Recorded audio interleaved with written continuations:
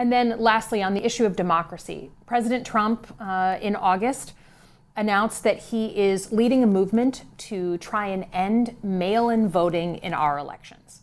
Now, just to review the bidding, in 2020, mail-in voting became a much more popular thing. People wanted to be able to vote from home in a mail-in ballot. Right now in Michigan, 40% of all voters in the last election voted by mail-in ballot. Another 20% did early voting. There are entire states like Washington and Oregon that are all mail-in voting. So this is a very, very live issue. Just to make sure we all know where the pressure points are, the secretaries of state in our states are the ones who control elections.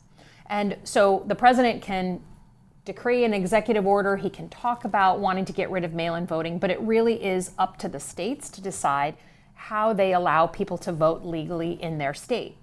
But what we've seen is the president put pressure, particularly in Republican states, on leaders there to bend to his will and start changing the rules of their own elections.